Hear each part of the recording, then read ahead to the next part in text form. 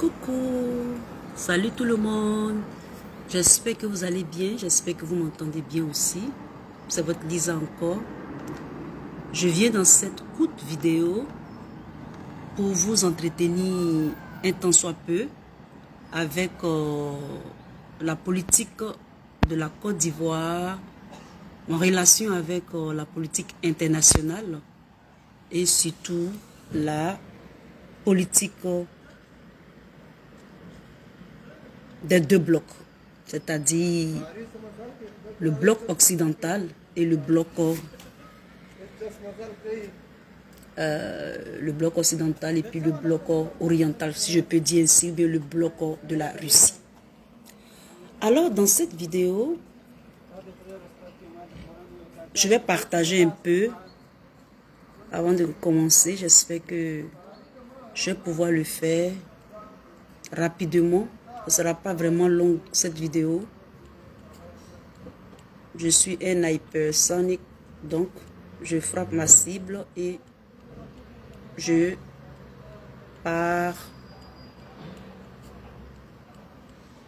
en guettant ma cible. Donc je vais partager un peu, j'espère qu'elle va passer. La guerre hybride, c'est ainsi qu'elle est. C'est de ça qu'il s'agit. Donc je vais partager un tout petit peu. J'espère que la vidéo, elle va passer. Invitez tout le monde, partagez-la massivement. Car il est écrit que par faute de connaissance, le peuple périt. Le peuple périt. Et c'est parce que beaucoup d'entre nous, dans le passé, avec la colonisation, le néocolonialisme, cet esprit, ce paradigme, qui nous a été incrusté, concocté, bassiné même, et je peux dire façonné, à formater notre intellect, raison pour laquelle beaucoup d'entre nous sont comme ça. Mais je pense que il y a de l'espoir, de l'espérance. Les choses vont changer. Ceux qui veulent être neuneux et continuer avec ce paradigme suicidaire, si je peux m'exprimer ainsi, vont y aller et vont continuer ainsi toute leur vie. La guerre de communication est de plus en plus tranchante. Mais je pense que ils peuvent fermer les canaux, empêcher les canaux lorsque une parole est déclarée, prononcée, elle va à la cible comme la vitesse de la lumière et elle produit l'effet. Car il est écrit que au commencement était la parole, et donc ce sont des germes, des graines spirituelles que nous divulguons sur les réseaux sociaux en ce qui concerne la communication hybride. Donc je vais partager un temps soit peu et puis maintenant partagez là, vous qui êtes là déjà, pour que le message passe. Et cette petite vidéo, c'est un effet de communication. Coucou, salut Zadi, Zimidi, Yaris. Comment tu vas mon frère? Sois béni depuis ta position. Partage s'il te plaît, papa, et puis mets un peu de cœur quand même pour votre Lisa, pour ta Lisa. Alors, je fais cette vidéo parce que nous, les cyberactivistes, qui avons, est-ce que tu me vois bien, papa? J'espère que tu me vois, hein? J'espère que vous me voyez. Merci, carton noir pour les cœurs. Partage, mon frère, s'il te plaît. Sois béni depuis ta position. Sois béni. Elle ne sera pas longue, cette vidéo. C'est juste pour vous informer et pour rectifier quelque chose en ce qui concerne la politique du président Laurent Gbagbo. Nous, les cyberactivistes, nous avons toujours dit que la Côte d'Ivoire, ça dit que lorsque le président Gbagbo a été emmené à la CPI, nous, les Ivoiriens, nous spéculons sur la toile. Nous prognostiquons et diagnostiquons, analysons, interprétons et même faisons des conclusions disant que le président Laurent Gbagbo n'avait pas signé au statut de Rome. Il y a d'autres même qui disaient qu'il n'avait pas ratifié ce statut de Rome-là. C'est-à-dire, cet état de fait, qu'on pouvait le conduire mani militari à la CPI. Nous spéculons qu'il n'avait pas fait. Vous me comprenez, les Ivoiriens. Et donc, dans cette petite vidéo, il faut savoir que, à compter d'aujourd'hui, changer cette théorie-là ou bien cette information-là, c'est un état de fait. Effectivement, le président Laurent Gbagbo a signé le statut de Rome. Et il s'est mis lui-même la corde au cou.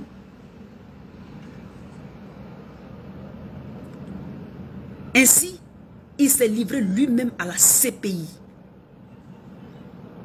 Raison pour laquelle on l'a pris mani militari et on l'a envoyé à la CPI. C'est lui-même qui a signé en 2009. Dixie, Luc Michel, le panafricaniste, le politologue, géologue, géostratège, géopolitique international sur Africa Media. C'est passé inaperçu, mais nous, étant cyberactivistes, ça nous a fait un déclic. Coucou, salut Lazare Yoruba. Sois la bienvenue, ma soeur, ou bien mon frère, depuis ta position. Sois béni.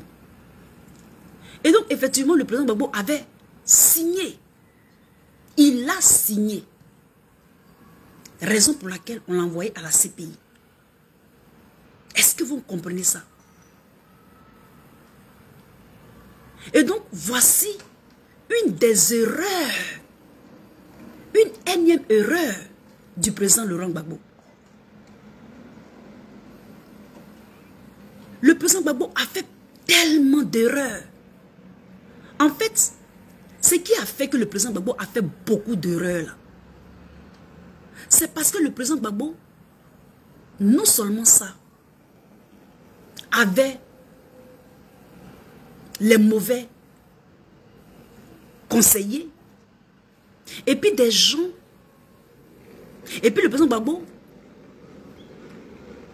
il n'était pas quelqu'un qui était ouvert aux bons alliés. Pourtant, le président Gbagbo dit qu'il est historien. Moi, c'est ce que je ne comprends pas. Pour un historien, je ne viens pas dans cette vidéo pour faire, son procès encore une fois, non. Mais ce que je divulgue plutôt dans ce message, c'est que le président Gbagbo n'a pas bien observé, n'a pas bien regardé. Le président Gbagbo était aimé de son peuple, mais il y a des choses qui lui manquaient. Et ça, ce sont les conseillers, ceux qui étaient éduqués et instruits, qui avaient la connaissance, lui-même en tant qu'historien, pouvait détecter ces choses-là. Ça veut dire que peut-être qu'il avait les mains liées. En même temps qu'il voulait avancer dans le panafricanisme ou peut-être même dans l'indépendance totale et véritable de la Côte d'Ivoire, en faisant le 50-50, il avait les bonnes idées, mais il n'avait pas la poigne et la niaque pour, c'est-à-dire se détacher. Il a fait front, mais il y avait quelque chose qui lui manquait. Et ce qui lui manquait là, c'est les bonnes alliances. Les bonnes alliances comme avec la Russie, Il devait étudier la Russie. Il devait étudier l'Iran, l'Irak. Il devait étudier et avoir d'autres perspectives. Peut-être qu'il a fait et il voulait y aller. Et ceux qui avaient alliance avec eux ont compris qu'il allait se détacher d'eux. Et donc, ils ont envoyé un opposant farouche, comme M. Alassane Ouattara. Est-ce que vous me comprenez? Et donc, ça veut dire quoi? Ça veut dire que c'était une erreur d'avoir ratifié. D'avoir ratifié, d'avoir signé. Parce que peut-être signer le statut de Rome, ça en déduit la ratification à ce statut-là. Et donc le président Laurent Gbagbo s'est fait avoir. C'est lui-même qui a provoqué toute sa chute. Pourtant il avait, il avait la popularité. Il avait le soutien du peuple. Et vous-même, vous savez ce qu'il avait fait en Afrique du Sud. Il donnait des mallettes à ce président-là, François Hollande. Il y a beaucoup de choses que le président Gbagbo a fait qu'il n'a pas vraiment, qu'il a mis dans cet état de fait. Et c'est aujourd'hui que nous, les cyberactivistes, nous le peuple, nous les Ivoiriens, nous comprenons pourquoi est-ce que ces Occidentaux-là sont allés si loin en le mettant dans cette position. Et c'est la même chose que Kadhafi. Kadhafi, il n'avait pas les bons partenaires. Ce sont des gens qui étaient panafricanistes. Ils pensaient que être panafricaniste et nationaliste, là, ils pouvaient le faire sans l'appui d'une grande puissance. La chose même, les grandes puissances, là, c'est-à-dire les grandes puissances comme la partie ou le bloc occidental, là, même Poutine, là, il s'entête même avec Poutine qui est une puissance. C'est un bloc qui a besoin de persuasion. Il faut les persuader avec les armes. Et s'ils s'entêtent, tu les crashes. C'est-à-dire que s'ils s'entêtent, tu les fais ce que tu dois faire. C'est comme ça ce bloc-là. Et c'est ce bloc-là où nous sommes actuellement. Parce qu'eux, ils ont compris déjà que pour étendre, pour maintenir leur hégémonie, il faut aller faire des guerres. Quand il n'y a pas de guerre, il n'y a pas du sang qui verse. Ils évoluent par le chaos. Ils évoluent par le chaos. Ils se maintiennent par le chaos. Ils prospèrent dans le chaos. Donc il faut une puissance qui est plus forte, qui est plus puissante qu'elle, pour les arrêter, pour les mobiliser. Sinon pour les rendre immobiles. C'est de ça qu'il s'agit. Et donc voici une des erreurs encore du président Laurent Gbagbo. Il a signé à ce statut de Rome là. Il a signé. Le président Gbagbo est affaibli. Il ne peut pas faire grand chose. Tout ce qu'il doit faire, c'est de se reposer et nous donner des conseils et nous motiver.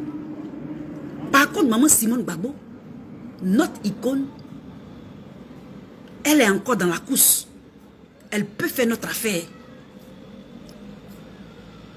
Elle est une vaillante.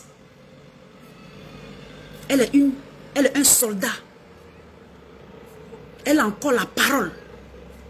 Elle a encore la vivacité et l'enthousiasme, l'abnégation, la dévotion